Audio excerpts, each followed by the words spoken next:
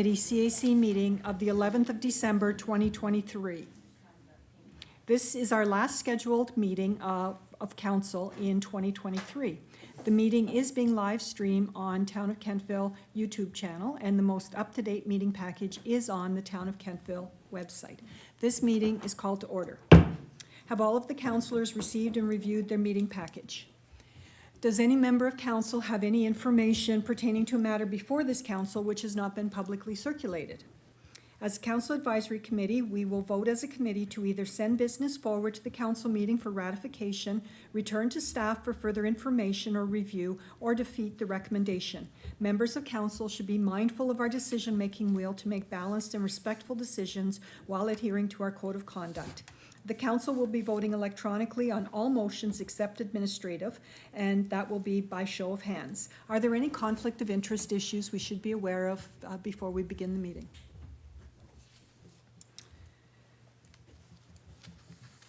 The chair notes that we have quorum. We have been provided with a proposed agenda. Are there any further additions or deletions to the agenda, CAO? No, not on my end, no. All right, we do have one cancellation, and that is with regards to presentation 4A. The Brain Injury Association of Nova Scotia has canceled. Our second presenter is not here yet, but if he makes it in time, then we'll let him in under the wire. So are there any other changes to the agenda? If not, could I have a motion, please? Councillor Zabian, thank you. Deputy Mayor, thank you. All those in favor? Those opposed? The motion is carried. Thank you very much. You have been provided with the minutes of the November 14th, 2023 CAC meeting, and they were distributed for your review and approval. If there are no changes, the minutes are approved as distributed. If there are changes, the recording secretary will annotate the minutes in red, and the annotated minutes will be added to the electronic meeting file as approved. Deputy Mayor. Thank you, Your Worship. So there are two changes. 6A, under business arising from the minutes, the changing of the name of Cornwallis Street to Bridge Street policy. So the councillors who voted in favor of this motion are correct, but then it notes below councillors who voted in favor of this motion, Gerard. And Okay. so Gerard voted against it. Okay. The second B, basic income guarantee request, it was the same thing. Councillors Okay. who voted in favor, and then it was just, so councillors who didn't vote in favor would All be right. Gerard again. Am I correct? Okay, thank you. Thank you. Those are the only ones. All right. Are there any other changes to this set of minutes? Both of those will be adopted at as they're put to file. All right. None of our presenters are here, so we will move right ahead with our department reports and recommendations. And CAO Bedingfield, if you could introduce our department reports, please. Thank you, Mayor Snow. I'm going to ask Director Matthews to come up and give us the finance report.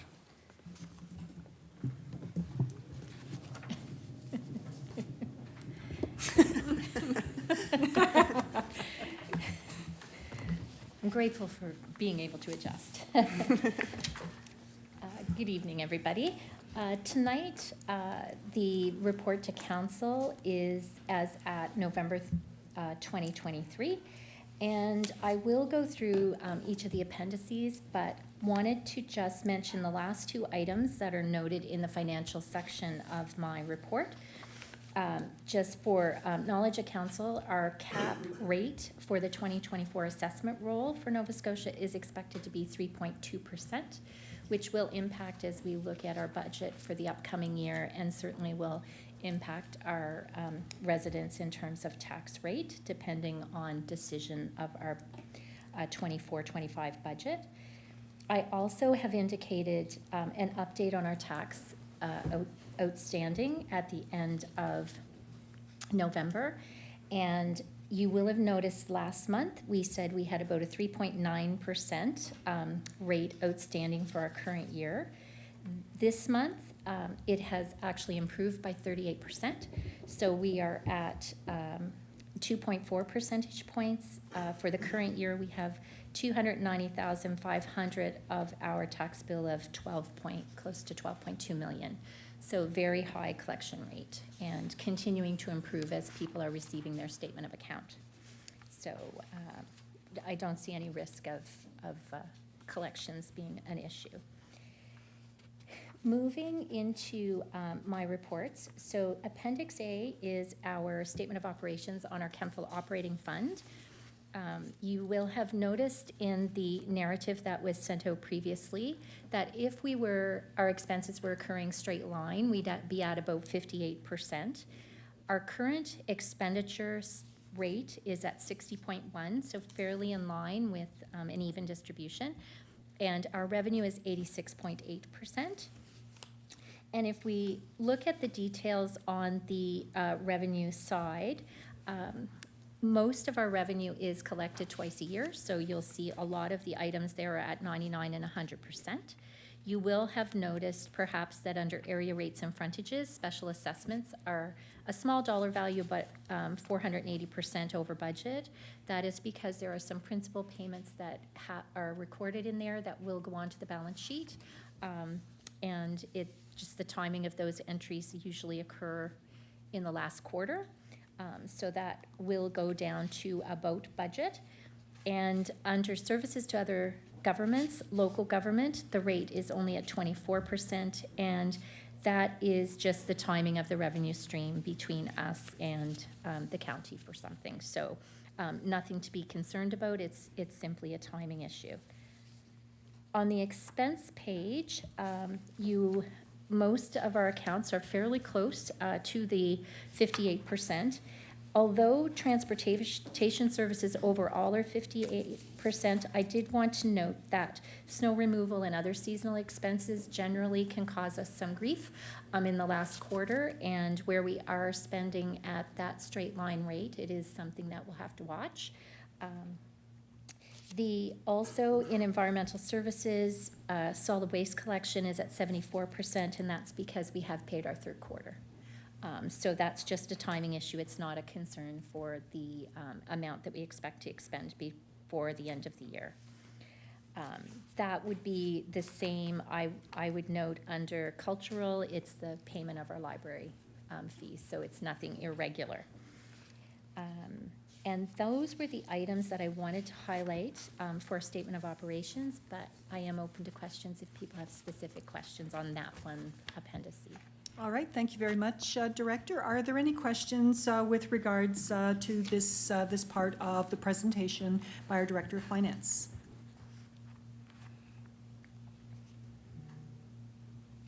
All right, Okay. moving right along. Sure. The next statement that I have is the sanitary sewer area service statement of operations. I've included the end of quarter 2, September 30th, because many of our billings are quarterly for that area, and it would more accurately reflect the operations to do that quarterly. I have noted that overall our results show a surplus of $231,367. Our revenue is at about 50.9% of what our overall budget would be for the year. Our expenses are only at 35.4%.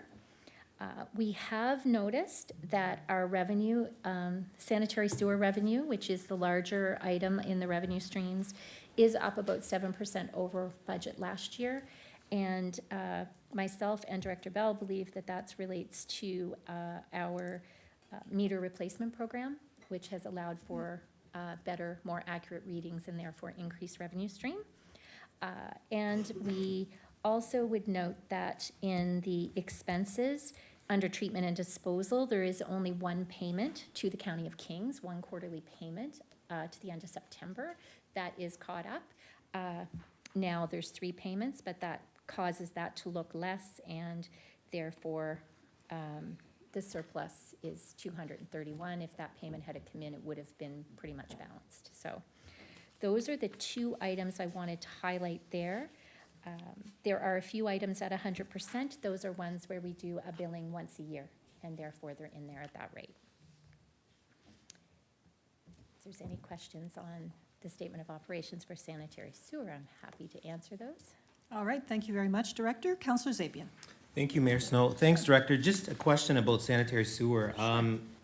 You said there was a surplus of 231 Correct. as of, at September 30th, right? Yes, But don't we have a bill that we get, a second quarter payment to the County of Kings that's around that amount?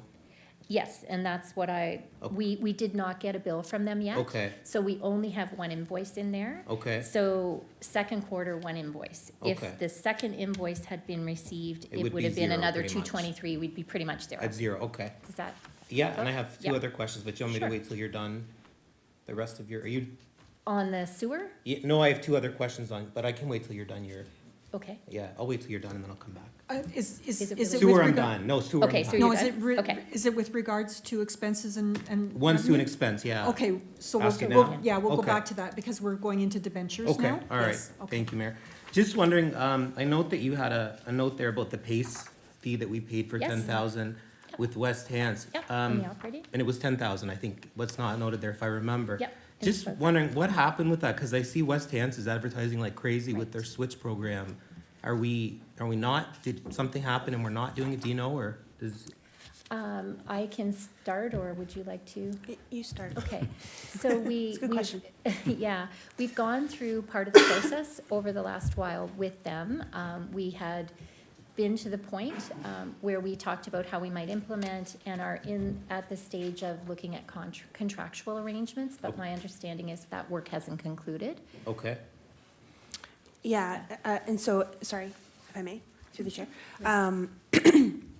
It's still something that is on the CAO desk also to figure out, because the previous CAO had done some work and asked some questions, just kind of to get to a place where we were comfortable, and it's not there yet, Correct. is really Yeah. the story. so it hasn't fallen out of the sky? No. No, no, Okay, no, no. it's still, okay, And I can point to exactly where it is on my desk. okay, Yeah, yeah. Yeah, thank you for that question. okay, thank you.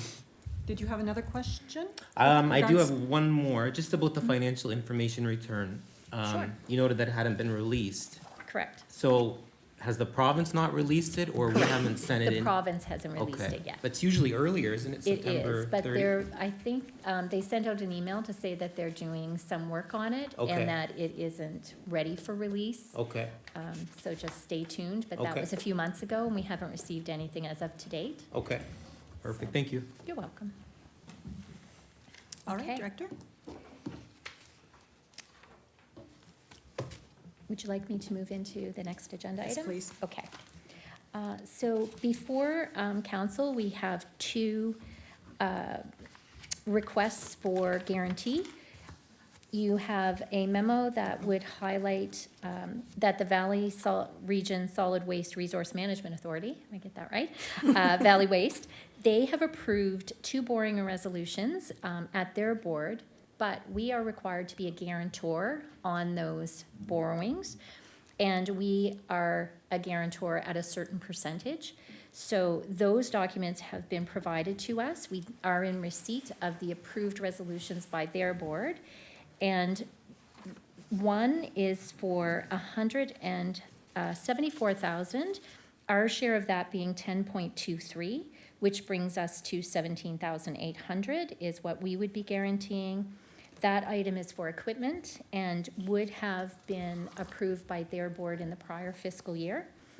The next item was for 553,000, our share being 10.33%, to a total of 57,125. That is for various pieces of equipment and work to their building and site.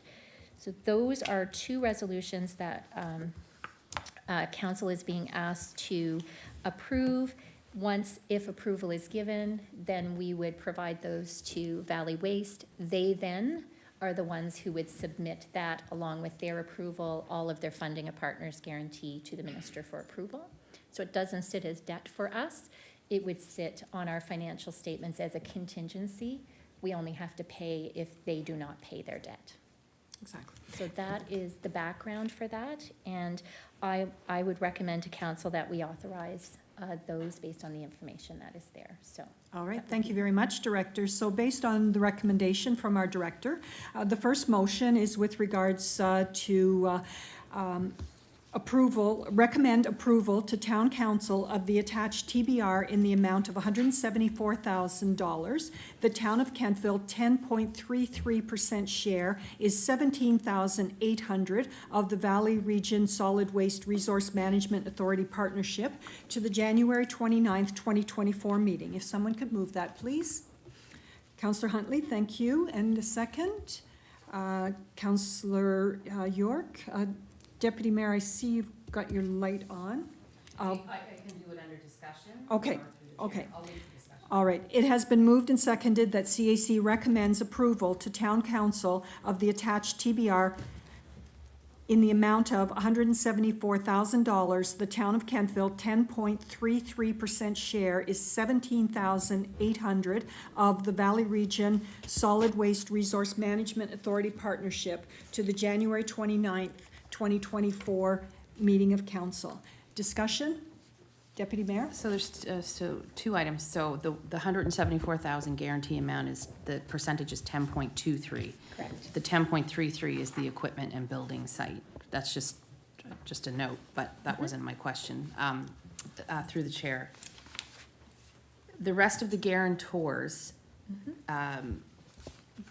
Director Matthews, they all have to be on side at the same time, right? Like, it's not just, we're not doing this in isolation, it's with the collective.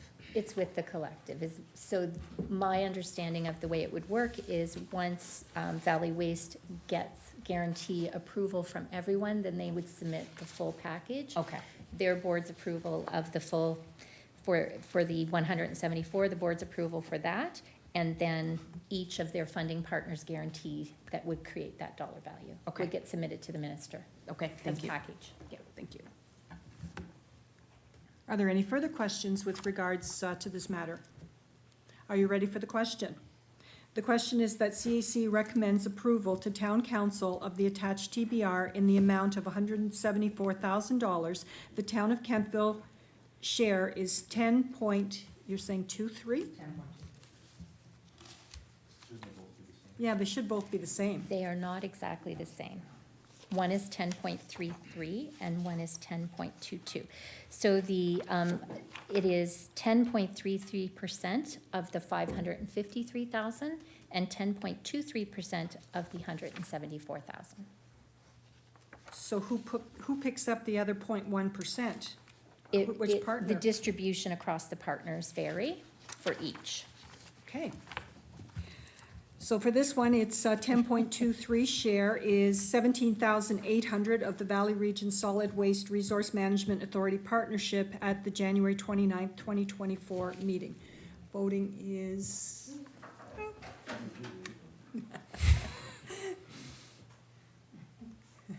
Voting is now open. Voting is now closed. And the motion is carried. Thank you very much.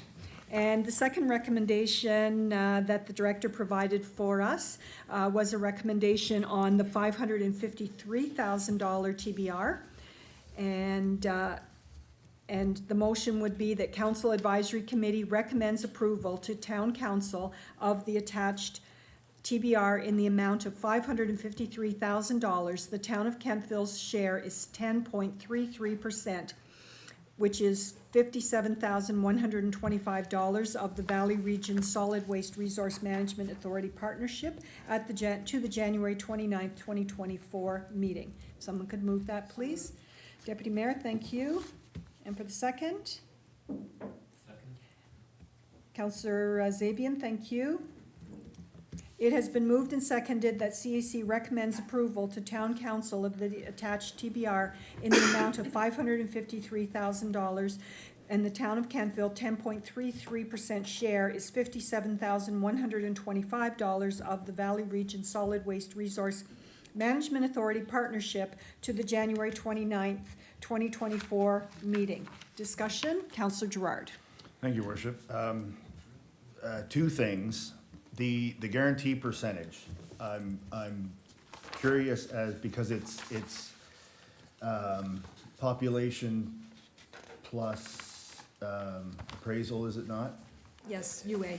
And I don't So is it possible to get an answer to that before council in January? I can certainly reach out to them. I have the distributions. They're very different for Okay. every partner for both of those, so I can certainly ask the question. And secondly, and I guess I'm surprised but not surprised. So for example, they're coming to us wanting to, is it possible that we could get financial, like if someone comes to Kentville and says, I want to borrow money or I want a grant or whatever, we always ask for financials. And we're basically sitting here blind going, yeah, we'll guarantee, and we have no idea or very little idea of the financial position of Valley Waste.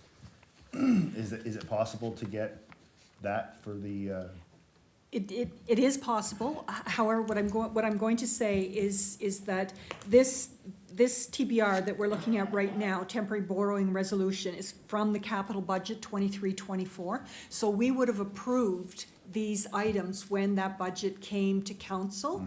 And now the call out has come from the provincial government to fund these temporary borrowing resolutions. So now they're actually going to borrow the money for that. And so I'm going to say that you've already approved the purchase of these when we approved the agenda, or the budget, but it's not a problem to bring the budget back to council for review. okay, thank Yep. you. All right, is there any further discussion on this matter? Are you ready for the question? The question is that CAC recommends approval to town council of the attached temporary borrowing resolution, TBR, in the amount of $553,000. The town of Kentville share is 10.33%, $57,125 of the Valley Region Solid Waste Resource Management Authority Partnership at the January 29th, 2024 meeting. Voting is now open. Voting is now closed.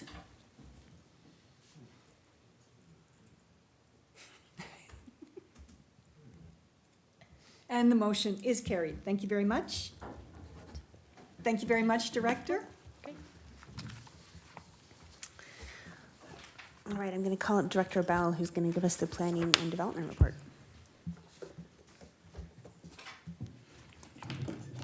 Thank you and good evening. What? Is the table going up? Sorry, multitasking. I'll touch on the highlights that I went over with Kirsten and Lindsay today of their report. Under development permits, there were 7 development permits issued in the month of November with a total building valuation of $418,732. Under the item public participation meeting, Kirsten wanted me to point out that meeting for the MPS amendments, which was the minimum planning requirements for the MGA, was held on November 14th. And under projects, Lindsay wanted to point out that the Blooms on the Block project has been postponed due to a shipping issue. Those are the flowering trees that were going to go along the parade route. I think a dozen or more than that. I think it was maybe 18 or 20 trees. Shippers wouldn't ship them because of the time of year, so that's going to be postponed until the spring.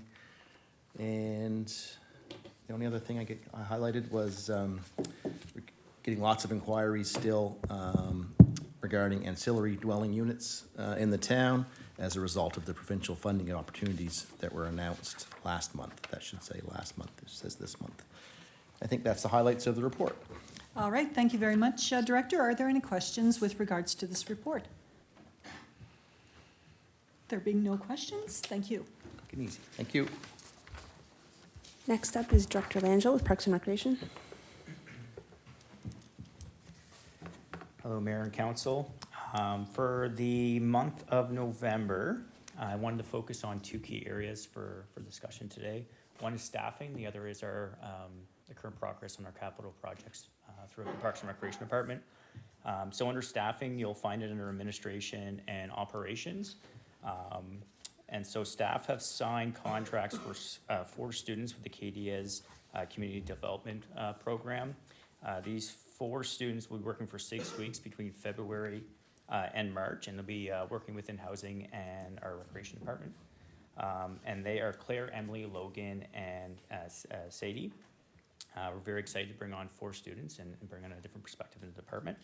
And then under current recruitment, we have the administrative and communications coordinator.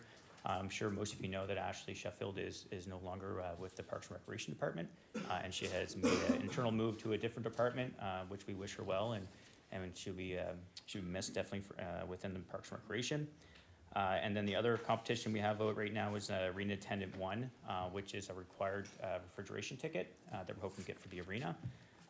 If we are unable to recruit for a refrigeration ticket, then we will be hiring for Arena 2, which does not have a refrigeration ticket required. Then under capital projects for page 2, just wanted to point out that for the conditions assessment and feasibility study, we have awarded the work to DSRA Architecture firm, and that was on November 27th.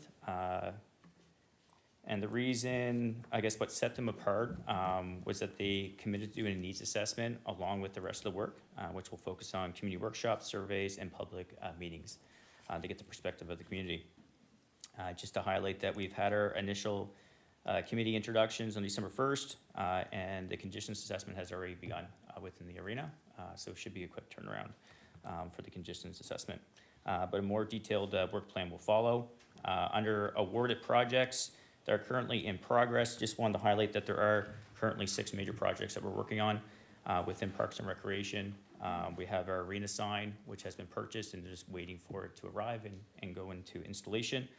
A Memorial Park shelter, we just received the permit back from the county, so work will commence in the coming months, and that will be done through Roscoe Construction. Burger Hill shelter, just about done. Contractor says 99% of the way. Just working on some trim and some touch-ups. And then I've already seen the community using it, so it's already being well used. Deer Haven Trail, work will be completed by Trail Flow. Memorial Park grandstands, there's just some minor work to be completed before they'll be ready for open for next year. And the conditions assessment, again, feasibility study is not a capital project, it is an operating, it's going through our operating, but it is a substantial project for our Parks and Recreation Department, so I did want to list it. And then 3 last items, which are being pushed to 2024, skate park lighting. This is being postponed due to the cost of the proponents, so it was double our budget. So we'll be looking for an alternate way to find those funds. And then the Curious Gorge Bridge replacement, just coming into the gorge. We had to cancel that due to a significant amount of erosion around the site, and it wouldn't have been in the best interest of the town to invest in putting a bridge in there if it wasn't going to be there long term. And then finally, the Ravine Trail development, we're still just waiting on more information from the research station before we're going to look at doing any type of research into the ravine. And that concludes my report. All right, thank you very much for that report. Council, do you have any questions of the director? No questions. Thank you. Thank you very much. Next up, we have Chief Marty Smith. Good evening, Council and Mayor Snow. You should have a copy of my reports before you, and I hope you've had the chance to look them over. And ask that if you have any questions in regards to any of my reports, please feel free to ask away. All right, Council, are there any questions? This report has gone to the commission. Chair of our commission, Councillor York, did you have anything to add?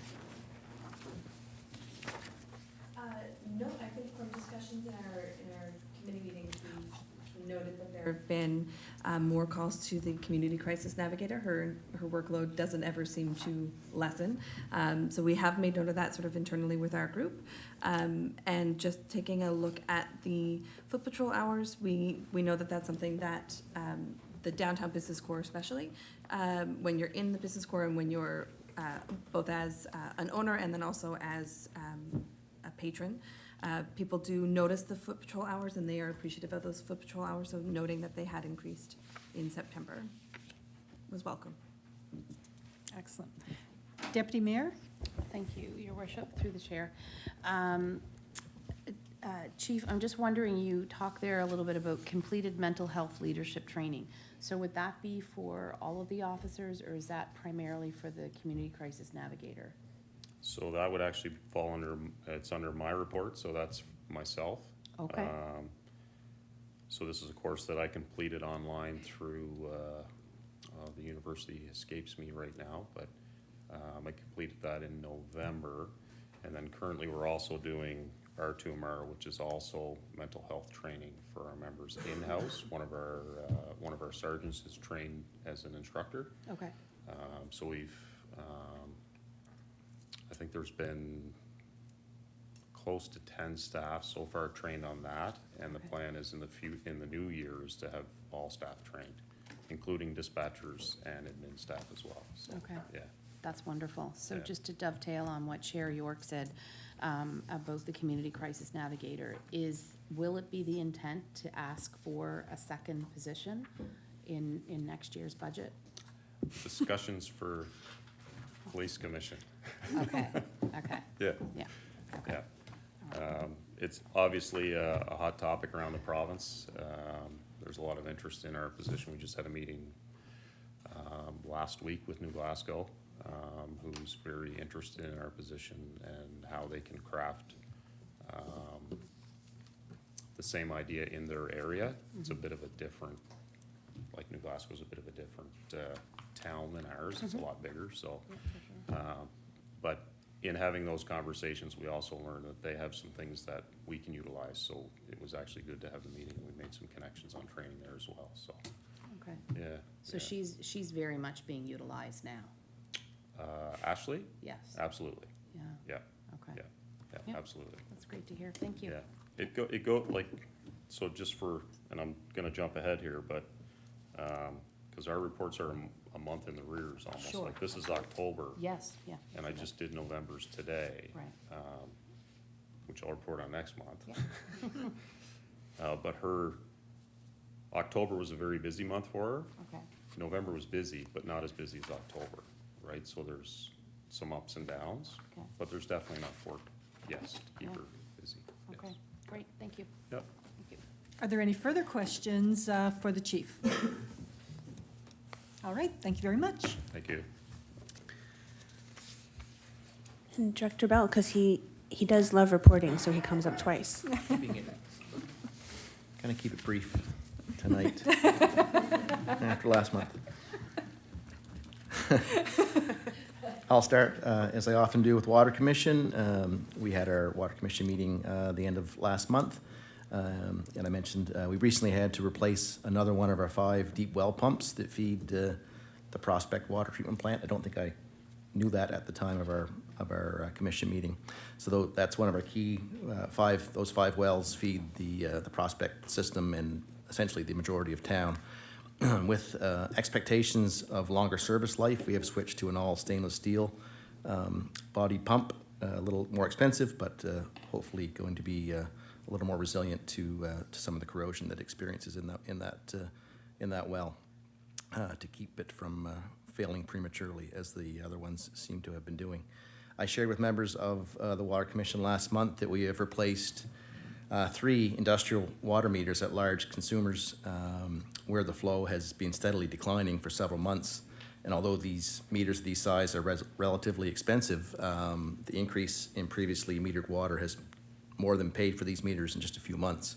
So this increased revenue also positively impacts the town's sanitary sewer area service, as Director Matthews mentioned in her report. So as we prepare to go into a rate study for both water and sewer, that data is key to help set new water and sewer rates. Under sanitary sewer area service, there were no direct operational issues in the month of November, although the municipality had a couple more breaks, I believe, at least one along the Harvest Moon Trail between the Justice Center and Eves Hollow. So they're working on a plan now, going to be doing some geotechnical investigation in probably 6 or 8 places along there to see what the best means of replacement will be, whether it's direct excavation or directional drilling for some of that area for the replacement of the main, most likely in the spring and early summer of '24. Under Public Works, we received an early taste of winter last week with some snow and cold temperatures, and although our winter fleet and crew are ready, the first storm of the season revealed some of the issues in our aging fleet. Our mechanic and operators worked hard to get the gear back on the streets and sidewalks. We are still awaiting the delivery of our new salt / dump truck with plow and wing gear. The truck is now in its final weeks of upfitting in Quebec City actually, and we expect delivery in mid-January as the plant closes for 2 weeks over Christmas. Once we have the new truck integrated into our fleet, its 11-year-old predecessor can be sold as surplus. An update on the recent storm events and ongoing remediation and design work. We have a preliminary letter report from the engineering consultant engaged to conduct the storm drainage review for the Condon Avenue watershed. The report included recommendations for the town to consider as we plan for future capital investments and funding opportunities. They include, but are not limited to, the following. Improve the inlet structure at the top of Condon Avenue is one option to increase the inlet capacity and allow for additional sediment accumulation. But the key one is to install a new concrete storm pipe downstream of the Condon Avenue Park Street intersection, across Park Street and through town-owned lands by the VIC towards the park shed, so essentially down the driveway towards the senior field of Memorial Park and the park shed and into the former railway ditch, now trail ditch. Two other areas to consider are integrating stormwater management areas into the design of the Donald E. Hiltz Connector Road for upstream storage of this watershed, and placing armor rock in some sections of the watercourse upstream of Condon that were severely eroded from the August and September 23 storms. Under projects, the key one we're trying to tidy up here as we get into mid-December. Been some delays in the paving. The project is all complete other than the blacktop going down. So paving for the 23-24 phase of McDonald, or not McDonald really, Henry and Brayside is phase 2 this year. Of this large capital project was scheduled for today. The 11th, that was delayed until tomorrow because of today's weather. So the intention is to place the top lift of asphalt on all 3 streets, last year's phase and this year's phase, in our 24-25 capital investment program, completing the project up next summer when put the top lift on when the weather is plus 20 or more. Those are the highlights of my report. All right, thank you very much, Director Bell and Deputy Mayor. Thank you, Your Worship, through the chair. Director Bell, when you talk about the future capital investments for the town to consider as it relates to Condon, when you talk about integrate the stormwater management areas into the design of Donny Hill, so that's something that will come in the future, Well, obviously. when- Near future, because that design work's being done Okay. currently, for basically for construction starting in '24. In 2024, yeah, okay. And when you talk about place rock, arm, or stone on sections of the watercourse upstream, can you expand a little bit on that? I'm just not exactly sure what that means. So up through that drainage area south of Condon, we'll say, as it goes uphill from Condon, just between, I guess it would be east of the gorge drainage area. Those two key ones are sort of side by side. One comes down the gorge, town-owned land, and crosses Park Street, and then ends up in the trail ditch. Now goes basically under the field 3, the Pee Wee field. The Condon one veers off and heads south up towards the trail, which is, as you know, the future Donald Hiltz Road, and ultimately in behind the upper development areas of Prospect Avenue. Prospect Avenue storm sewer doesn't go there, but it goes all the way up to that area.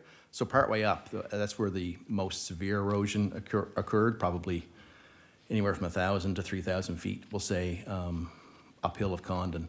And some of the erosion was, took it from being a drainage way a few feet deep to, several feet deep, cut its way through, opened up a very deep, don't want to call it a ravine, but a deep flowage area, exposed fresh soil, rocks, debris. That's what came down, down that flowage.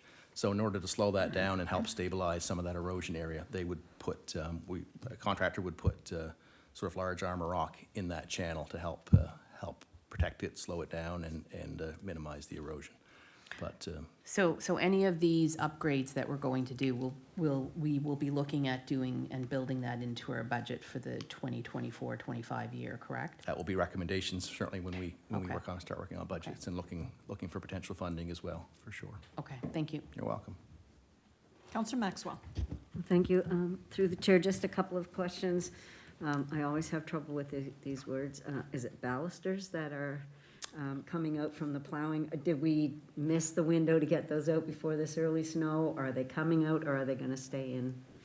You're talking On crossing the Webster arena, Yeah. yeah, there are lots of names. I call them flexible delineators, but Yeah. I like that word better.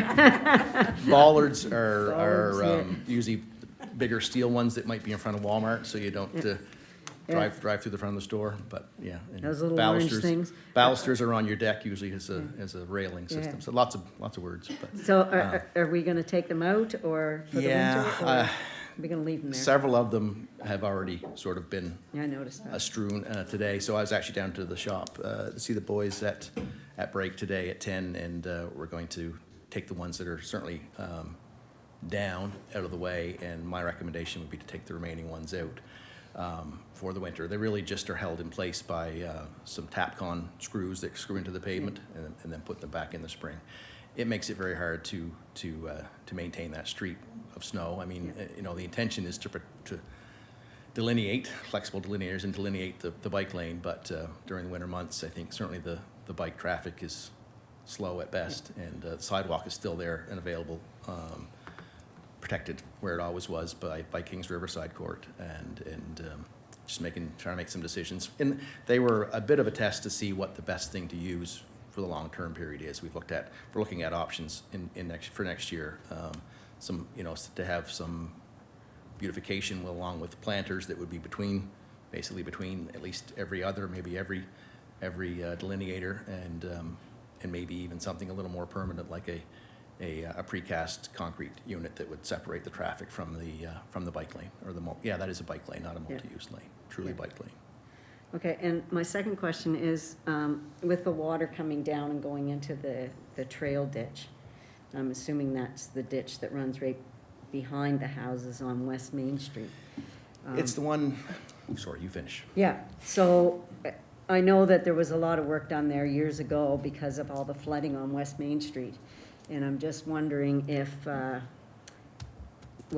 we have the capacity going into that ditch now to make sure that we're not taking the water coming down from Condon and Park Street and then gonna flood West Main. It goes there now, of course. It goes a Yeah. different route through by the basketball court and playground, and ultimately ends up in that ditch. Yeah. So it ends up in the ditch on the south side of the trail. Yeah. The north side of the trail is where would be more on the back side of the homes along West Main. Yeah. So the current water from Condon and that area of Park Street ends up in the south trail ditch that comes together into the larger common one as on the corner of West Main as you come around behind the Ultramar, where we have the large grate that ends up That's right. into the river. So that ends up through a very large pipe under West Main, past the old Great Valley Juice property, and into either directly into the river, or when the tide is high and it can't get out, that's when we end up pumping that water through storm pumps. So it'll still be in the same ditch that it always was. It'll be a little farther west or upstream, but not in the ditch that's behind the homes. It's in the one on the south side of the The trail. south side, So it won't really impact the north ditch. And that's what happened back, in 20 years ago when they had the flood of '03. They took a lot of those storm lines they used to go under the trail and into the north ditch, which was behind the home. So most of them now go into the south side to take that load off of the north ditch behind the homes on West Main. And do we have to pump that water up out of there, or? No, There was it's- some discussion way back when we had this this next round of flooding that our pumps didn't switch on or something, because we did We get only some pump when flooding there's the perfect storm, when you say the tide is in, the tide is Right. high, I should say, because Cornwallis is tidal. And it's a high tide and a huge runoff, and there's a big duckbill on that large pipe that closes to keep the river water from backing up to West Main. So when that happens, the sensors are in that station with that have two pumps in it that pump, almost looks like a double barrel shotgun that pumps two large streams of water out into the river when the tide is so high that it can't run out gravity. That happens, it may not happen on any given year, it might happen 5 times in 1 year, but it's very dependent on phases of the moon and the tide and all those things, and when the runoff is high or when the storms are a certain time of year. But most times it's run gravity and not pumped. There's always things that happen mechanically or electrically. I think there we had to have a call out during one of the storms to get electrician there to check on one of the pumps and turn it on manually. They do have an automatic float system that would work 99% of the time on its own. Yeah, That's why you have to like anything else. They you have to they have break call down. outs for sure. Yeah, Yeah, okay, thank you. you're welcome. Counselor Zabian. Thank you. Director, I have a question about Chester Avenue. I've had a few people reach out, and I think last year it happened quite a bit, and this year a little bit. On the stretch between Mill Run and McDonald Avenue, seems to freeze there pretty bad.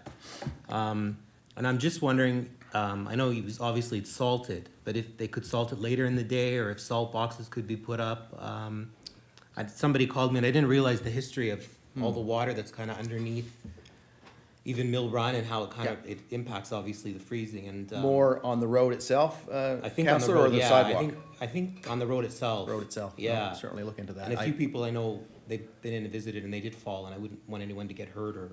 That sounds more like maybe it is the sidewalk and not the street itself. Well, it could be but- both. I know, Yeah. I know there's a lot of water underneath that hole Well, as it feeds down into, towards Millbrook too, right? So, Ends up in yeah. Millbrook, yeah, for So I sure. mean, I don't know if they could salt in the evenings, if, later in the day, or if they could put salt boxes up, maybe that might, I don't know if We've they've got ever a done that. few boxes, not so much on Chester, but I can Yeah. certainly appreciate it. Yeah, that would be great. Thank you. Yeah, you're welcome. Counselor Gerard. Thank you, Worship.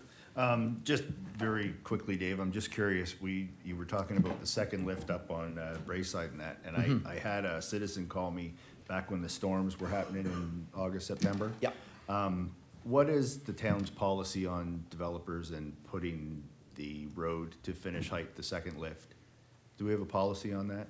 Developers, or when we're doing work like ourselves? No, like contract. So for example, this was up in McDougal Heights, Okay. and normally if it's flat, it's not a big deal. But Right. when the second lift's not on, Yeah. the catch basins don't work like they They should. don't catch what they because- should. So, yeah, when you think of what I mentioned for the capital works, yeah, that's our decision, I guess, to delay.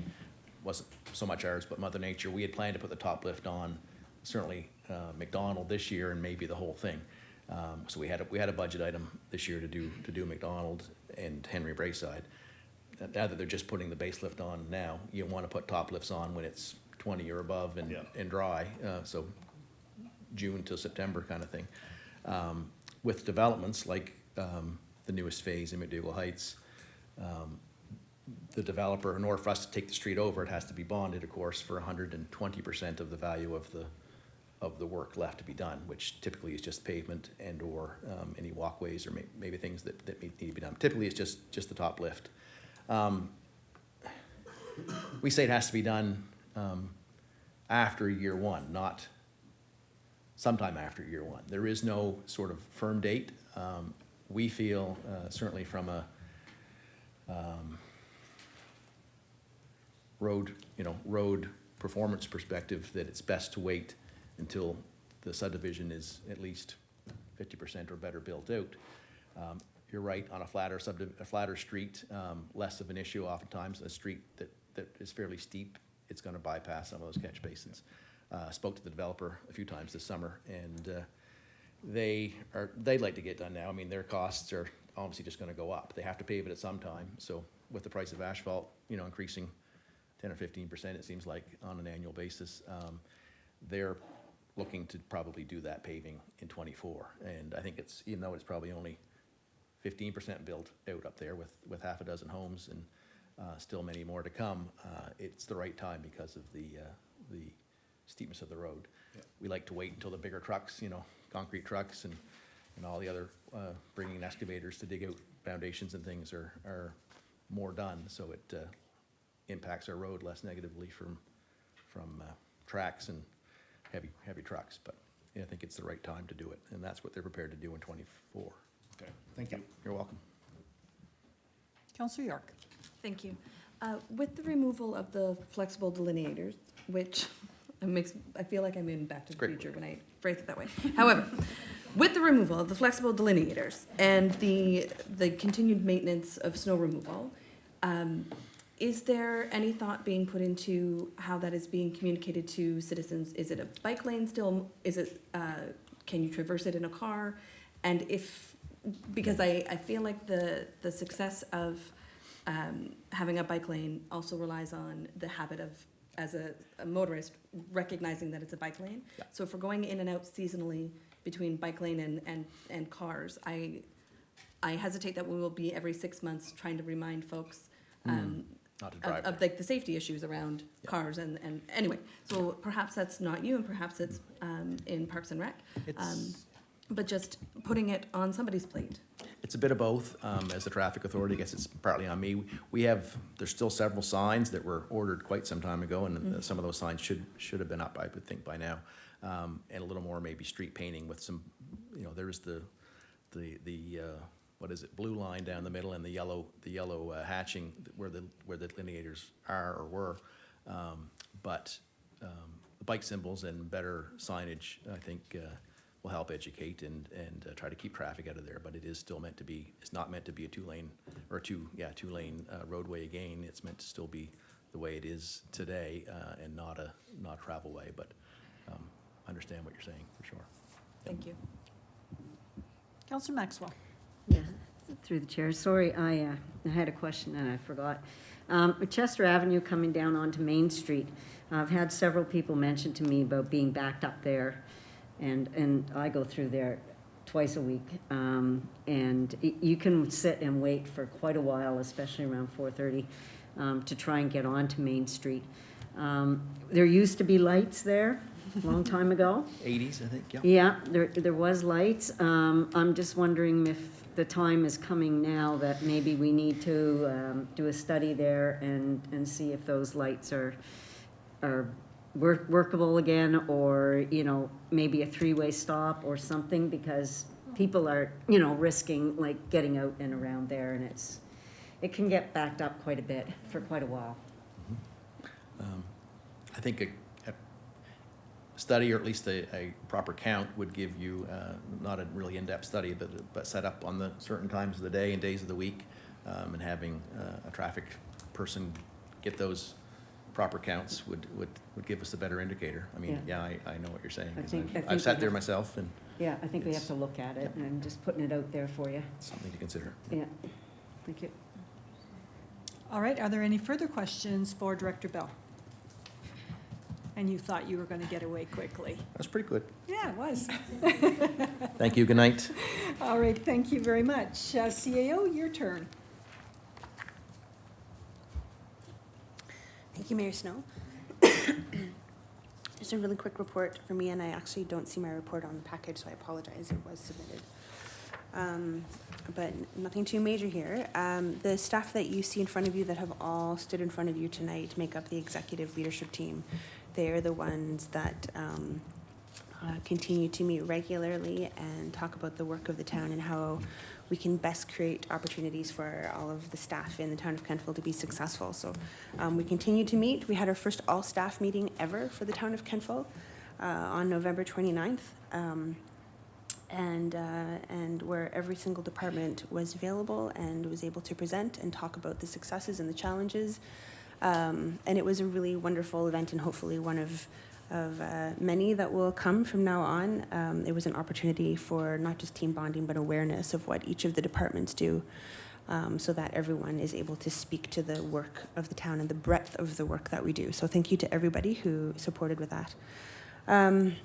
The last piece I just wanted to say is that as part of that executive leadership table, we're also slowly picking through policies and procedures that need to be updated on and need to be updated, and we'll continue to do so. Sometimes an often overwhelming task, but one that this team is pretty committed to making sure that policies are being followed and equity is assured. And that's my report. Thank you very much. And you're doing the housing and community partnership report? I am, I unless guess there's we'll any go for questions first. Yeah. Sorry about that, Councillor Zavian. Thank you. Through the chair, if I may. Yes. Just one question. CAO, if you were able to pull up the legal costs that the town has incurred. I know we discussed this, I think, a month ago maybe, or it might have been a little longer. Yep, and that's one of our in-camera conversations today. Yep. Okay, thank you. Thank you for that. Any further questions for the CAO on the CAO's report? There are none, so moving on to the housing report, please. Great, so Alicia's submitted her housing report. I'm just going to read two highlighted items here that she wanted to make sure that council was aware of. Excuse me. One being that the province has finalized the secondary and backyard suite incentive program, which is a forgivable loan of up to 50% of the project cost, up to a maximum assistance of $25,000 for a secondary and or backyard suite. So in the report, you'll see that there's a link there that gives a lot more detail, and Alicia's added that also to this report, especially on the second page with regards to how that impacts the town of Kentville. The key piece here, of course, is that we want to let residents know about it. So Alicia's going to be working on creating a guide on the program specifically for Kentville residents, just to ensure that everybody knows how best to access it. She has submitted a number of questions to the province just to get clarification, and those will also be available within the communications package to the community. And then the last piece here is around the Housing Accelerator Fund. Again, we've been waiting patiently. Urban areas, you can hear being announced all over the country. Rural areas are now expected during the coming months and are not guaranteed for a December announcement. It looks more like if there is an announcement, it'll come in the new year. And if there's any other questions on that, I will do my best. Also, I think Director Bell may have some information if there's any questions around the secondary plan. I don't know. We'll see. We'll see how they land if there's any questions. All right, Councillor York. Thank you. Through the chair, if I may. Most of the conversations that I'm hearing and texts that I'm reading reference how many units are required and what the unit shortage would be in municipalities and across the province. But it never specifies what a unit is. And my understanding is that a unit can be a bachelor apartment or it could be a 5-bedroom home. And there isn't, both are counted as a unit. Is there any clarification yet from the province on what type of mix of those units they're looking to have, or like what individual communities might have as a need? I'm assuming Wolfville with a university town or any university town might have a higher need for 1-bedroom units than perhaps like bedroom communities, which might have a higher need for multi-bedroom units. I'm just wondering if there's clarification yet from the province what exactly they mean by a unit and how they can be sure they would be short 89 units if there are 3-bedroom apartments included in that. Yeah, and I'm looking at. I don't think I have much information, CAO. Okay, this is where we need Alicia. I believe it's per bed, but I'm hesitant to say that. Yeah, I can get back to you on that though. Please. This is where Alicia's expertise comes into play, and with the data that she presented on the last time, with our funding, it's related to specific units and how many units we can get out there. Right. Yeah, and it was a direct correlation to our numbers of people who are experiencing homelessness right now. Okay, thank you. Sorry about that. It's all right. Deputy Mayor. Thank you, Your Worship. Through the chair, Councillor York sort of addressed something that I was thinking about in terms of what constitutes the unit, but I think based on the maximum assistance of $25,000, up to 50% of the project with $25,000 being the max, I feel like it's per bed, so that's just my own thought on it, but I think that's correct. how will we get that out there? Because, I mean, I've had a few residents, more so, have come to me about a secondary unit or ancillary dwelling, like maybe for a son or a daughter that's, in their low 20s, that, wants to not necessarily be in the house, but, sort of out on their own and have that independence. And is that something that department will create and get that out and sort of engage the community as well? Yeah, I appreciate that question. Thank you. I know Kirsten has also been receiving a number of phone calls and emails already about this, so people are hearing about it, which is Yes. great. Yeah. And so, I think a solid kind of communications plan hasn't been put together yet because it's just a matter of gathering the information. But like I said, there will be a package put together and at the very least available on the website and links on social media to pull it back. And if there seems to be more required with that, then I'm sure that staff can pull that together, even if it's like an information session. Yeah, absolutely. Yeah, Okay. absolutely. It is an opportunity that we want to make sure everyone is aware of Yeah. how they can take advantage of it. Yeah, for sure. Okay, thank you. All right, staff reports have been presented and are part of the record of this meeting. Directors, thank you for your reports and attendance. On behalf of council, thank you for your support over the last 12 months. And I'll say enjoy your holidays, and we look forward to seeing you in the new year. Not that you don't have to come to work tomorrow, but we, as a council, look forward to seeing you in the new year. So good evening. Thank you. Thank you. All right, council, moving right along. We're now in our unfinished business, and this is with regards, I think it came to council with a couple of policy reviews and under an RFD, and has been mentioned numerous times with regards to the review of our correspondence policy. So CAO, I'll hand it over to you, please. Thank you, Mayor Snow. I apologize. Goodness. Speaking works. I believe, I think it was Councillor Zabian that brought this RFD forward. Sorry. Anyway, it came forward from council. We were tasked to take a look at correspondence. It's something that this policy is one of those outdated ones that kind of existed when the town would get 3 handwritten letters a year. So it is time to be updated a little bit. So you had asked that we take a look at kind of what is out there in terms of best practice. And so in front of you, you have the staff report. So staff acknowledges that policy statement G64, public engagement and participation, section 4A, states written correspondence, if signed by the author, will be included on a council agenda and will be considered during council discussions and debate if applicable. Again, this is going back to when we're taking a look at the best practices that exist, and we've put them together into this recommendation.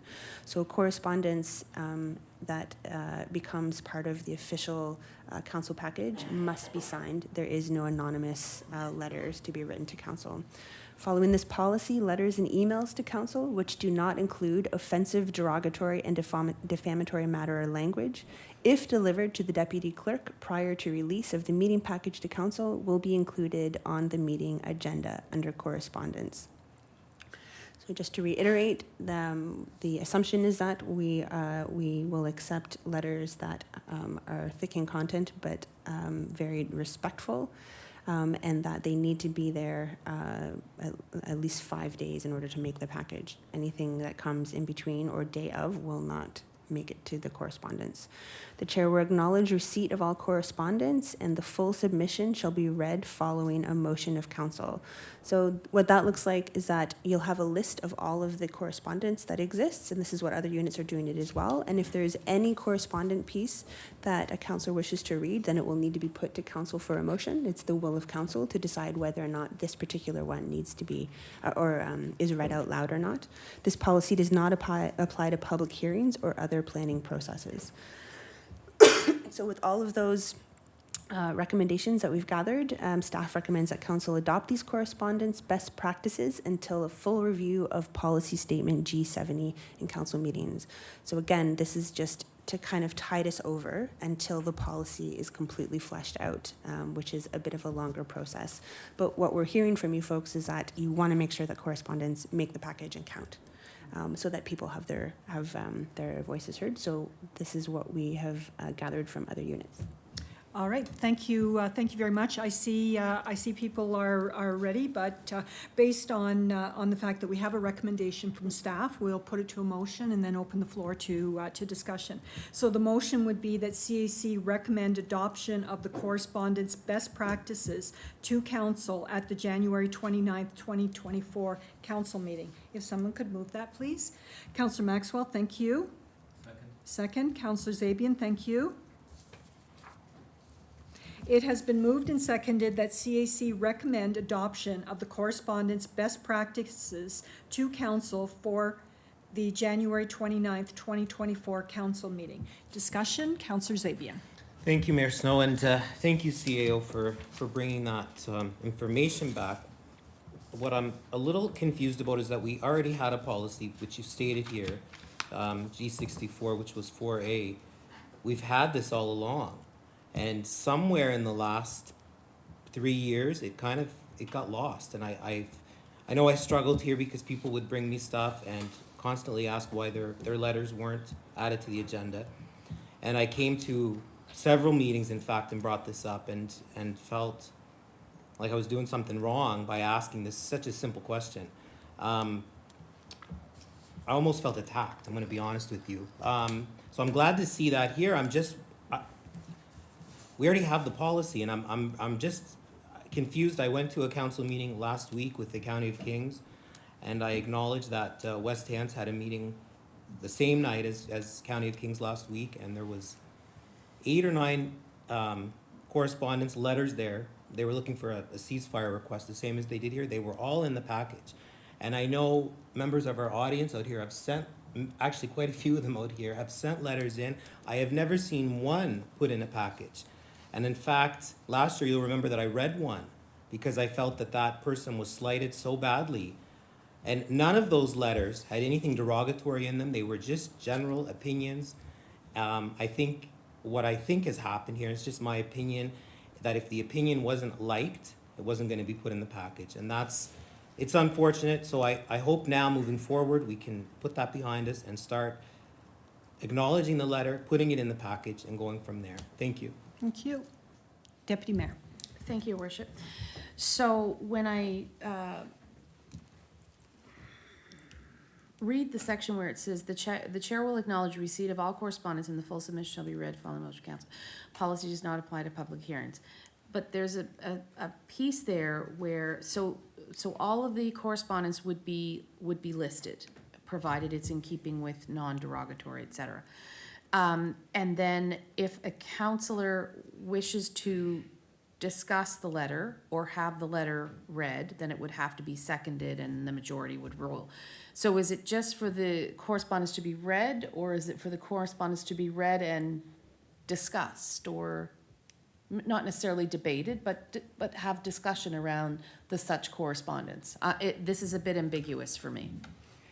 So I will say that that line comes directly from the town of Bridgewater policy. Okay. And what their policy says is that at a regular meeting where the written submission is placed on the agenda, the receipt of said submission shall be verbally acknowledged by the chair, and the chair shall allow any discussion of the submission at the request of the councillor. The submission shall not be read unless there is a motion of council directing same. Okay, so it can be read, provided majority rules. It can be read and discussed. That's correct. At the request of a councillor, by motion of council. Okay, thank you. Councillor York. Thank you. Through the chair, and perhaps to both of you, I'm not entirely sure. I am assuming the offensive, derogatory, defamatory matter or language is similar to what the communications policy is internally, so it would have to meet that sort of standard. I guess secondly, who is determining the derogatory, offensive, defamatory? And lastly, is it every bit of correspondence? I recognize that when I read my correspondence, it is obvious which ones are looking to be correspondence and which ones are sort of questions posed to council, and they use the council catch-all email. Mm-hmm. I'm wondering what the process is for the clerk who would be compiling all of that. Everything is electronic, so I don't think it would be too time consuming, but it is not time consuming. Really being super crystal clear here. So I guess recognizing who makes the call on offensive, derogatory, defamatory, and then lastly, what counts as correspondence, just so that staff aren't sort of picking through every single email that council would receive. So,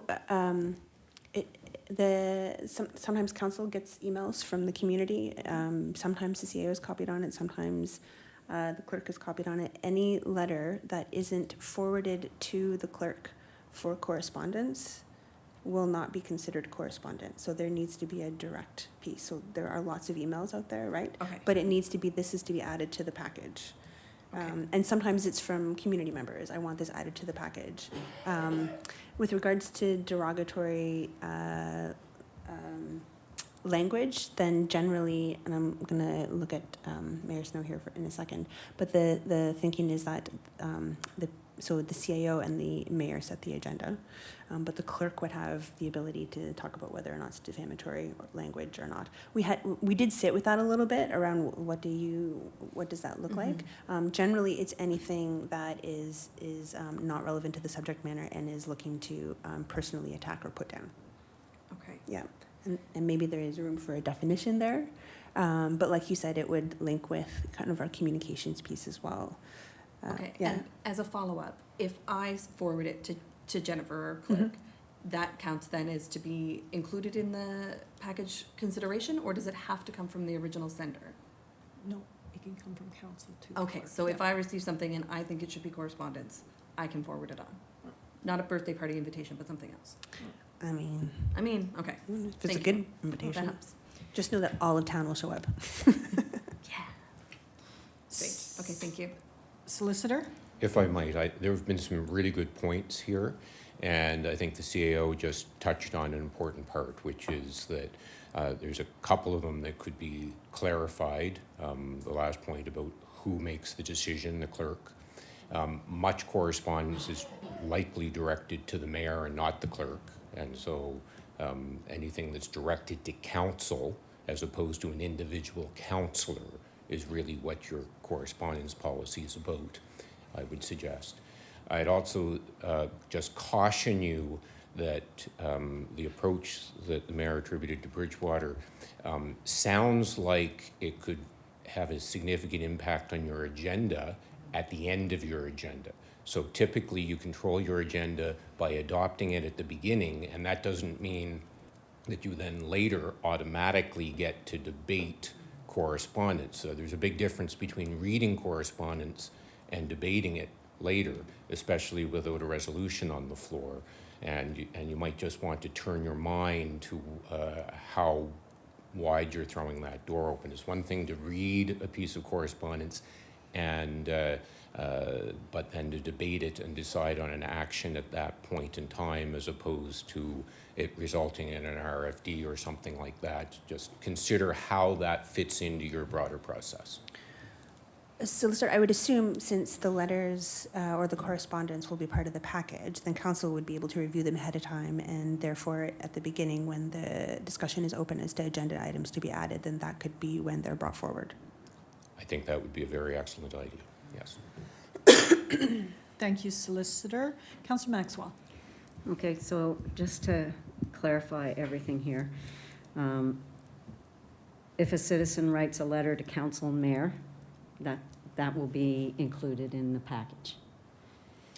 If it's the will of council, if someone forwards it to Jen, then Yes. it will get there. I'm understanding that, like, I am aware Okay. that people send you folks a lot of Right. information, right? So we Yeah.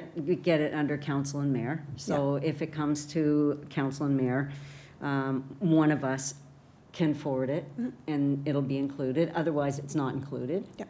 Okay, so if somebody is writing and they want to include, they should send it directly to Jennifer, and it will be in the package, and we will see it then in the package. Yeah, I don't know It doesn't why- come to council and mayor, it just goes to the deputy clerk. right? So if Mrs. Smith wants to send a letter and wants it read, she sends it directly to the deputy clerk, and it goes into the package. So I would assume that it would be sent to mayor and council first, and then you folks can decide whether So or not it we, gets on there. we go through every letter that comes in, council and mayor, and we determine whose is going to get forward to the deputy clerk. Is that correct?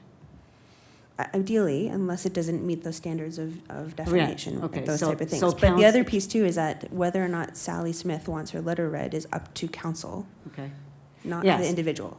Right, okay, so I'm just worried, I just want to make sure that I know how letters, so if it comes to council and mayor and we all get it, then we're all going to send an email to Jennifer and say, this letter we think should be included?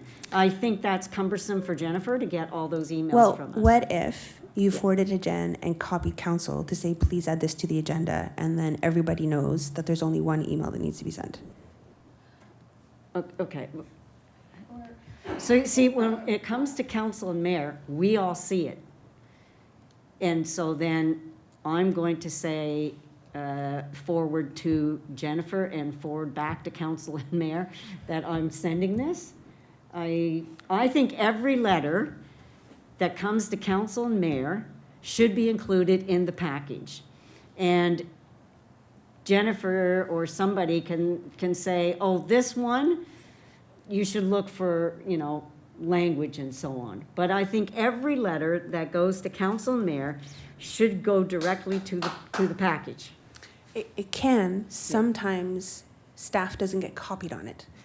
Okay, so So can we make somehow that somebody's responsibility? Maybe the mayor, because she's the head of the council. So maybe the mayor should then make sure that Jennifer sees those letters coming in. Can we do that?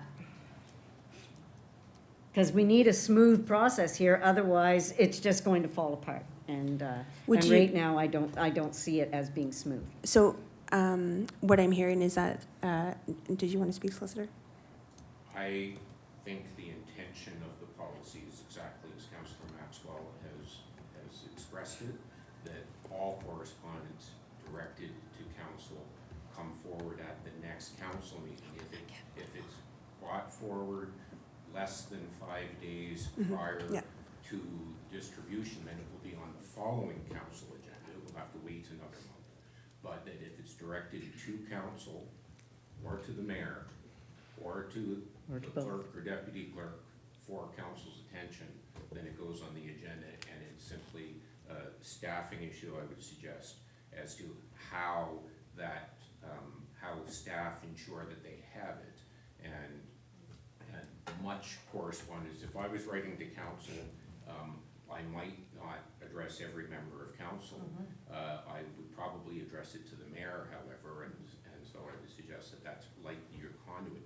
The reason I actually came up was to express the concern that you've heard from me in the past, that group emails are not a good form of communication. Even group emails that say, I got this, is still a group email that can easily turn into something that was never intended to be, which is a meeting without a meeting. So I'm just repeating myself, I want everybody to please try avoid meetings without meetings by email. And thus, this process needs to be streamlined so that you do avoid that.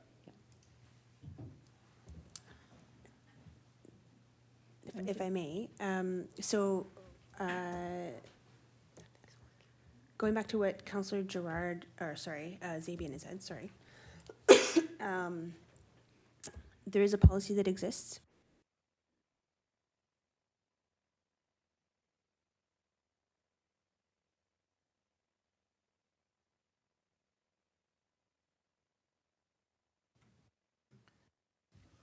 Trying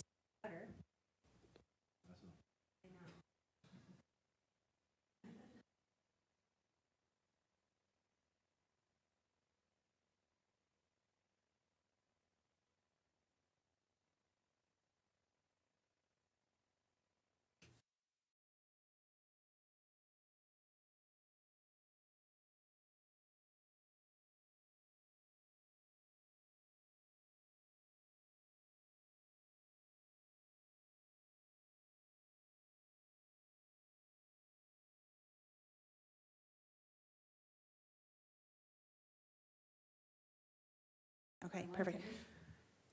Are you done? Well, I don't really have an answer.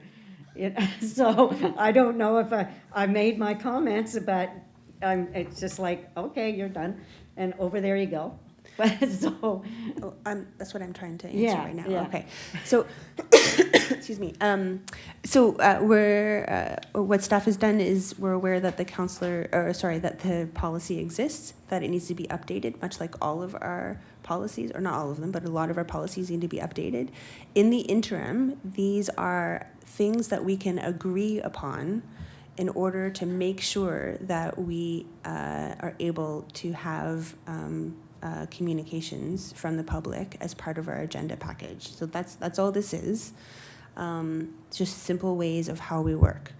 So what I'm hearing is that there's a few details that concern people in terms of what do we mean by offensive, derogatory, and defamatory language?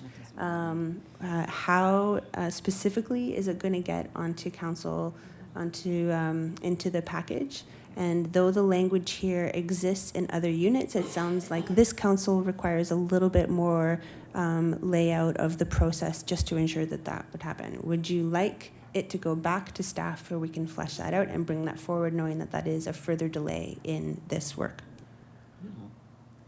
Or would you like to move forward on this? do I still have the floor? You still do, you're still red. Okay, good. So I don't have any problem with somebody on staff knowing what is offensive, derogatory, and defamatory. I don't think we have anybody on our staff that doesn't know what those things are. So, I'm perfectly fine to leave that with staff. They can figure that out. I think all we need to do is smooth out the process of when those emails come in to council and mayor, how they get to Jennifer, the deputy clerk. And I'm perfectly willing, I think this is good the way it is here, but just smooth that process out, On and the I'm back good end, with it. yeah, okay. I don't think we need to delay this at all. I think we can go ahead. The public hopefully is listening, and the people who write letters know what to do. And if they don't, they can always call, and I think we should just go ahead. I think staff is perfectly capable of smoothing this out. That's my opinion.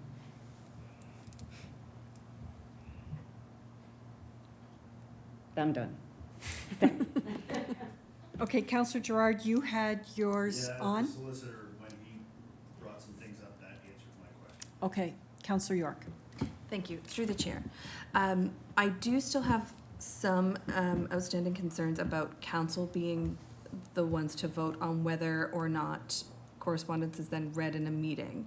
Am I understanding that correctly? Yes. Okay. So I think, in my opinion, it's correspondence where it's not. It either makes the package or it doesn't. And if it hits if it passes through the qualifying, whatever is put forward there by staff, then that should be enough to have it stand as correspondence. Recognizing that there will be meetings, we have 35 letters or 2 letters. But I think adding a layer by which we can vote whether something becomes public correspondence or not makes me a little bit uncomfortable. Sorry, if I may. So all of it is public.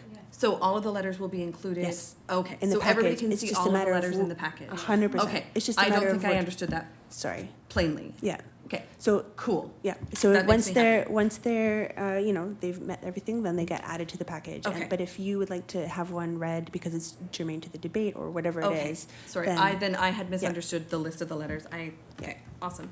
Then never mind. Counselor Zabian. Thank you. Just a couple of comments. I think Councillor Maxwell expressed herself really well a little bit ago. I don't think that we need to have a meeting within an email deciding on which piece is going to be correspondence. That's foolish. And I think sending 7 emails to the clerk is also foolish too. I think the easiest thing would be for the mayor to forward them off to the clerk, and then they're part of correspondence. I remember back many moons ago before I sat up here, a former CEO used to put them on the screen up there. The letter would be right on the screen, and I don't know if he might have read the whole thing because he liked to read, and he read the whole letter, And it was, I'd sit in the audience or at home, I thought, you know what, that's great, because he took the time to read it, and that person who wrote the letter obviously wrote it for a reason. And I think you're respecting people and what they've taken the time to say. So if, I don't have a problem with staff picking which ones are derogatory. I think the staff is fully capable of saying, you know what, that's not acceptable. We know staff has the ability to do that. I think the easiest thing is accept it, the mayor can pass it off, and it should be part of the package. And I don't know if you need to debate every letter. I don't think that's really the point. I think the point is just to accept it as correspondence and be part of the package as the citizen intended. Thank you. Thank you. Deputy Mayor. Thank you, Your Worship. So I think part of it too will be us as a council letting citizens know, when they write a letter, send some correspondence, just remind them, can they copy the deputy clerk? And I think as time goes on, then that will just be a natural evolution. But to Councillor Zabian's point, I think it just the mayor being the point person that flips it to the deputy clerk so that it's there and recorded, and then we go from there. I think it's as simple as that. Thank you. Yeah, and just to follow up on that, Deputy Mayor, we can put out a communications piece also on how to and what is the process. That can be, we can even put that under, I'm making this up, not being part of the comms team, but in my head, it's really easy, right, Jason? You just put it on the website where, right? Jason will figure it out. It's all fine. We'll just make sure that there's a communication piece on it.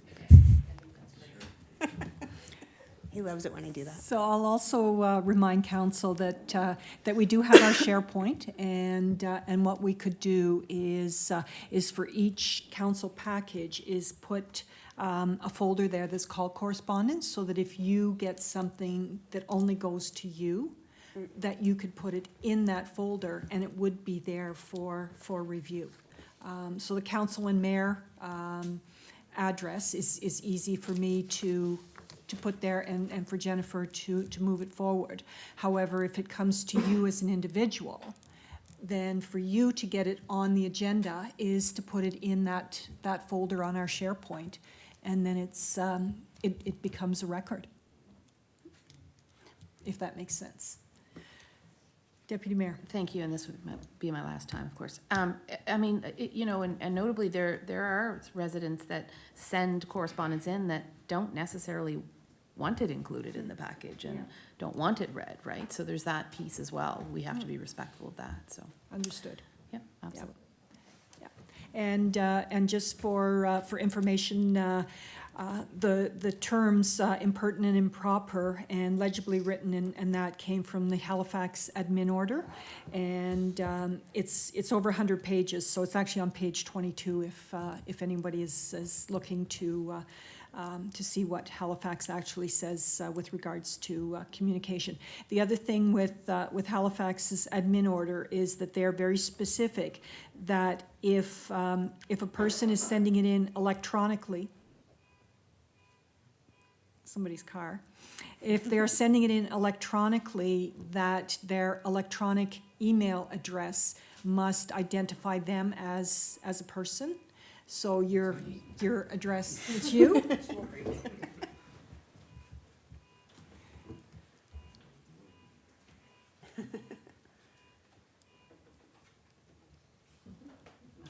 God for technology.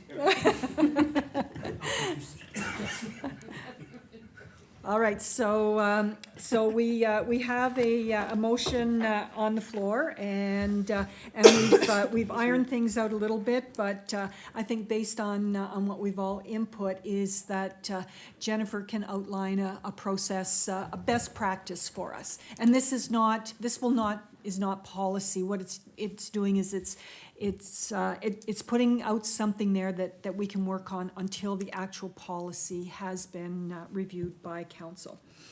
So we've had our discussion. If you're ready for the question is that CAC recommend adoption of the correspondence best practice, and I will say with amendments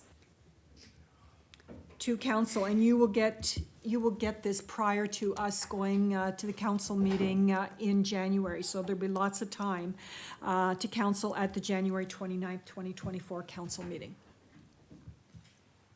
So voting is now open. Sorry, Jason. I was waiting for you to do it. Voting is now closed, and the motion is carried. Thank you very much. All right, under new business, we have a recommendation from staff with regards to approval of the Sustainable Communities Challenge Grant application. CAO? Thank you, Mayor Snow. And this is a little bit, every now and then you'll hear staff come and say that we just need to get permission from council to be able to move forward on this, much like we did with the Housing Accelerator Fund, much like we did with the joint sewer application, so this is similar to that. So staff have completed an application for the Sustainable Communities Challenge Grant. It's a provincial grant program for local action on climate change in Nova Scotia. It supports community efforts to reduce or remove greenhouse gas emissions or to prepare for and respond to the impacts of a changing climate.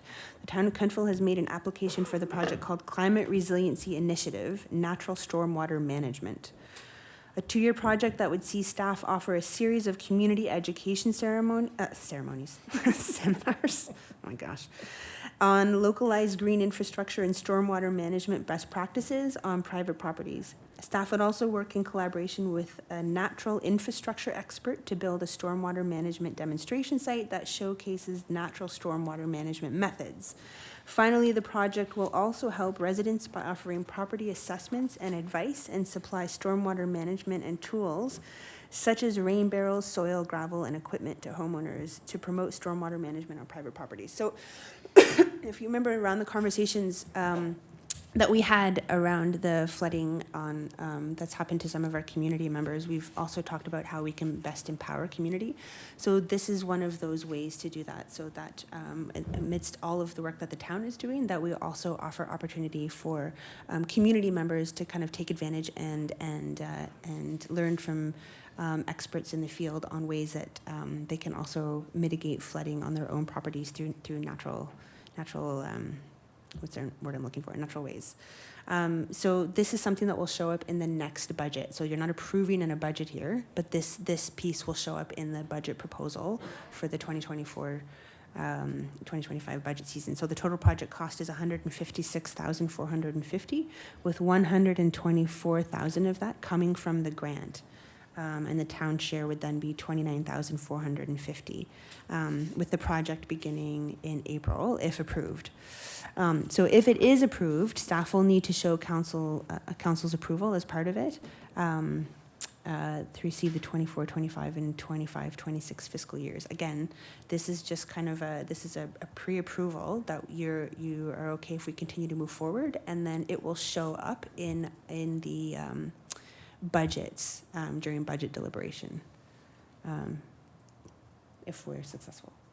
Thank you very much. Did I just totally butcher that? My head No, is you didn't. You did a good job. You did a good job. It was Stumbled tough. through it. It was a tough one.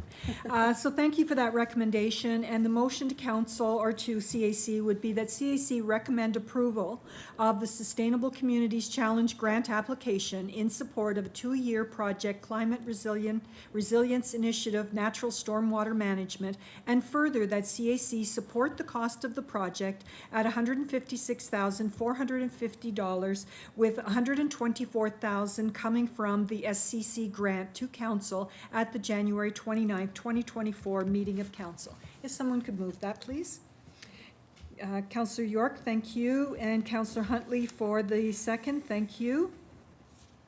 It has been moved and seconded that CAC recommend approval of the Sustainable Communities Challenge Grant application in support of a 2-year project, Climate Resilience Initiative, Natural Stormwater Management, and further that CAC support the cost of the project at $156,400, with $124,000 coming from the SSC grant to council at the January 29th, 2024 meeting of council. Is there any discussion on this matter? Deputy Mayor. Thank you, Your Worship. So I had to read this one a couple of times, and I mean, I'm all for stormwater management. I think that's something that has to really be a focus here in the town of Cunnville when we talk about secondary planning strategy and things like that. So when I look at this, I wonder sort of who will facilitate this, what staff will be involved in it, and while I think it's nice that we can help members of our community, you know, look at rain barrels and things like those things. I just wonder who will head this up and how that will work. CAO? That's it. So that would be where the money goes towards, is supporting staff external to the organization that External. would be experts in that area. Sorry, Okay. not all of the money, but the majority of it. No, yeah, okay. Part of it would be for that Yeah. piece though, right? Okay, thanks. All right, I just want to remind members of council that the NSFM actually has the folks that the province has hired to manage this Sustainable Communities Challenge grant information. So you'll often see it on your Monday memo, and this is what this is about. The other thing about this Sustainable Communities Challenge grant is that it is open to members of our community. So if you have folks out there who have some great ideas that they're looking at how to make a community more sustainable, you can link them into to this grant application, and it's out there, and typically it's you get something about it every single Monday on your Monday memo. So as I say, it's you're in a great position to push it out to folks. So if there's no further discussion on this matter, call for the question that CAC recommends approvable of the Sustainable Communities Challenge grant application in support of a 2-year project, Climate Resilience Initiative, Natural Stormwater Management, and further that CAC support the cost of the project at $156,450, with $124,000 coming from the SCC grant to council at the January 29, 2024 meeting of council. Voting is now open.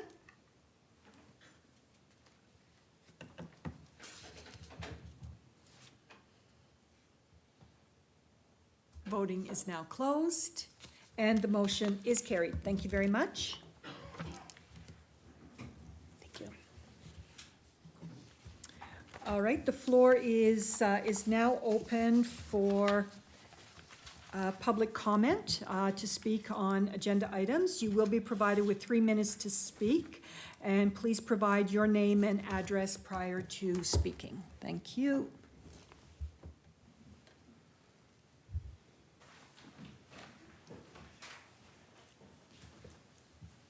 Gary Randall. I've been here before. Can I speak on Helps Connector? Sure. Okay.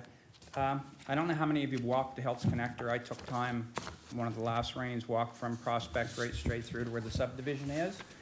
And I wasn't going to speak, but when you talk about rain barrels and stuff like that behind your house, I just wish some of you would take a walk along that same route, the Helps Connector. If you look to the south of Helps Connector, which is uphill, there's not a bit of erosion anywhere coming through that woods. Not one place is there a small ditch eroded. Then you cross the Helps Connector, you look the same road. Everywhere you have to put a culvert in, there's erosion. There's erosion enough some places it's eroded. I would expect your engineer put the water main down 4 feet, at least. Some places it's eroded right underneath the water main. Wherever a culvert comes across that road, the erosion starts. So before the road was there probably was no erosion in that area. The culverts have contributed greatly to the erosion, and you can see it's digging deeper and deeper every time we get a rain. You've built a dam across that ridge, and you chose certain areas to put culverts in, instead of letting the water run through the whole forest and not even maybe getting to Condon Avenue, maybe settling in all these little humps and hollows that a forest has. Enough on that. If anybody wants to go up sometime, I'd love to take you for that walk. It's amazing to see what the culverts have started. Nothing on the north side, nothing on the south side, the uphill side. It's all on the downhill side of those culverts is where it is. And it's gonna get bigger and bigger and bigger if we believe in climate change. I just can't believe that we're gonna go and, I'm not sure what we're gonna do yet. I've heard it a couple times now. We've got a plan, process unfolding already to do something to, I think, slow the water down. Or maybe we're gonna build big ponds, you know? Where's the payoff for the citizens of Kemptville?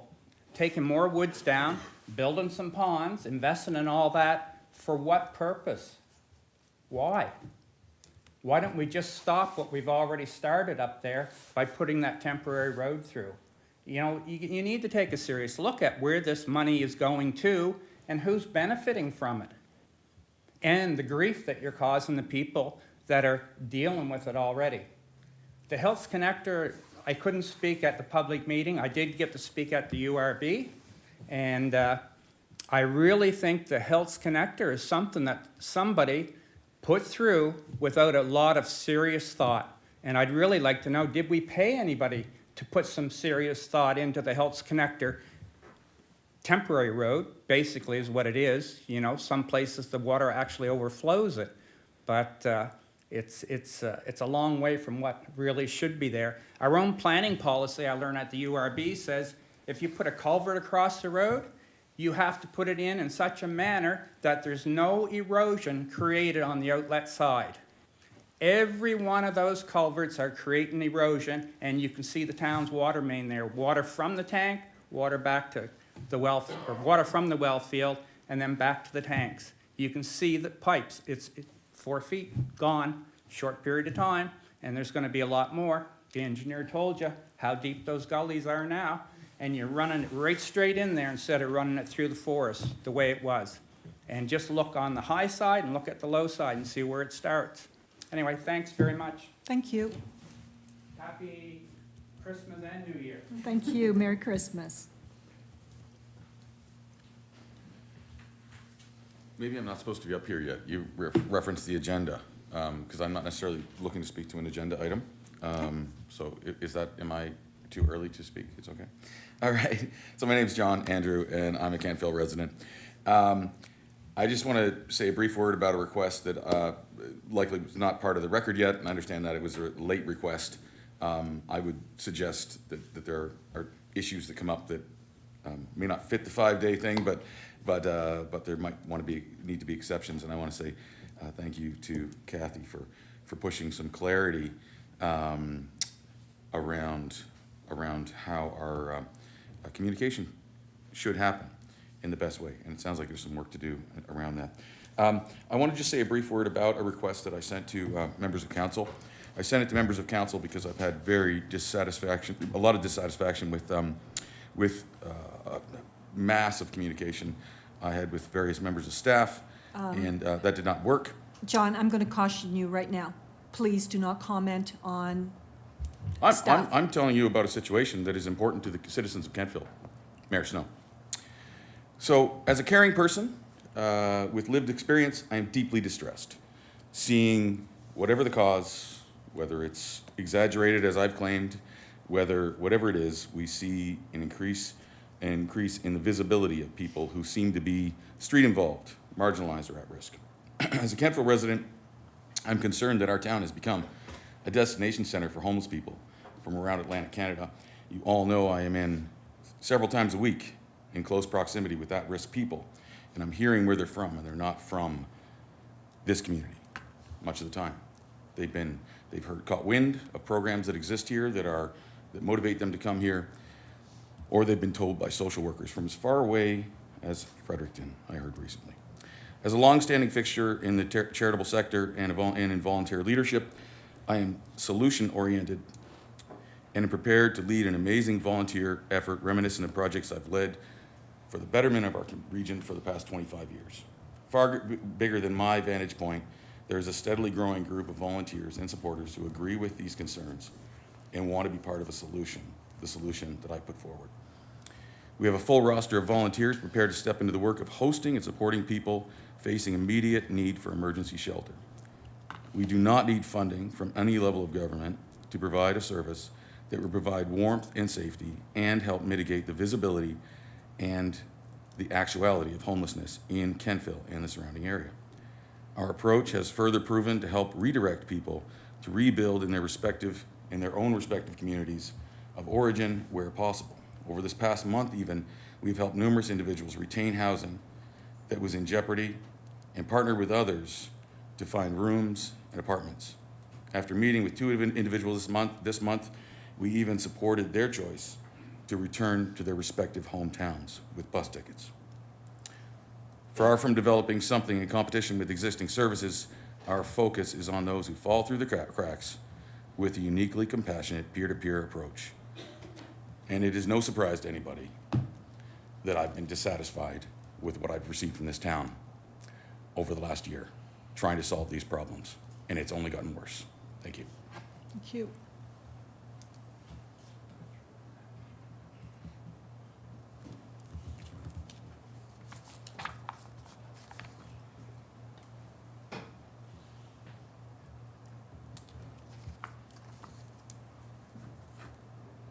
Hello, my name's Deborah Lodge. I'm not a member of this community, although I do work within it.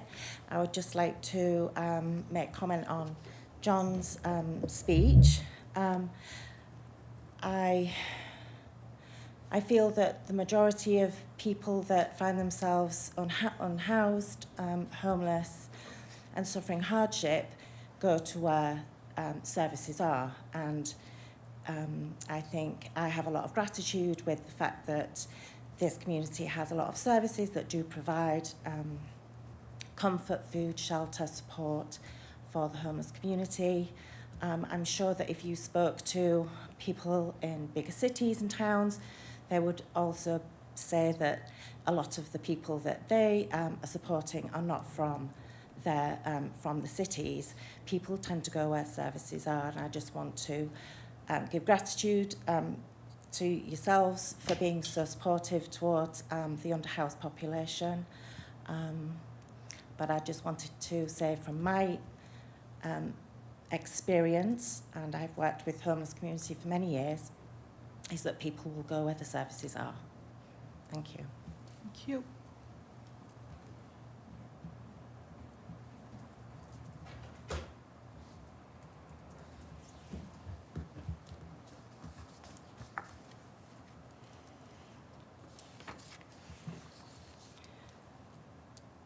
All right, Council Advisory Committee has items concerning legal which must be conducted in a closed session. We require a motion to go into the closed session to discuss the agenda items, and the motion is to move into a closed session to discuss the agenda items.